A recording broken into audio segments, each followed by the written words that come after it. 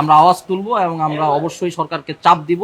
আমরা কখনোই সরকারের গুণগান গাই নাই এবং আমরা সবসময় ক্রিটিক্যাল ছিলাম। এটা আমাদের পাস্ট রেকর্ড যদি আপনারা চেক করেন তাহলে নিশ্চিত হতে পারবেন। এবং আমরা সবসময়ই রাজপথে ছিলাম, রাজপথে থাকবো। সেজন্যই কিন্তু আমরা আমাদের যে স্টাইল সেটা কিন্তু পরিবর্তন করিনি 5 আগস্টের পরবর্তী সময়, এবং সেভাবেই আমরা আছি। সরকারের যে কোনো ব্যর্থতা, সেটা দ্রব্যমূল্য নিয়ন্ত্রণে যদি সরকার গাফিলতি করে বা অন্য যে কোনো ক্ষেত্রে, আমরা আওয়াজ তুলবো এবং আমরা অবশ্যই সরকারকে চাপ দিব। আমরা আওয়াজ তুলবো এবং আমরা অবশ্যই সরকারকে চাপ দিব।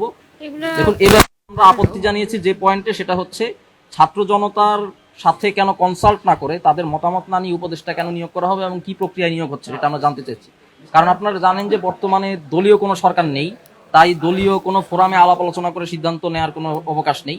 আবার একই সাথে বর্তমানে সংসদীয় সরকারও নেই, তাই সংসদে আলাপ আলোচনা করেও কিন্তু আসলে মন্ত্রী পরিষদ নির্ধারণের সুযোগ নেই। তো সেক্ষেত্রে আসলে কিভাবে এখন উপদেষ্টা নিয়োগ হবে, কিভাবে সরকার চলবে, এ ব্যাপারে কিভাবে মানুষের মতামত নেওয়া হবে, এই প্রক্রিয়াটা কিন্তু নির্দিষ্ট করা জরুরি। এই প্রক্রিয়াটা আমরা দেখিনি এবং সদ্য যে নিয়োগ হয়েছে সেখানে আমরা এটার অভাব পরিলক্ষিত করেছি, তাই আমরা এ ব্যাপারে আওয়াজ তুলেছি, আমরা এ ব্যাপারে ক্রিটিক্যাল থাকি।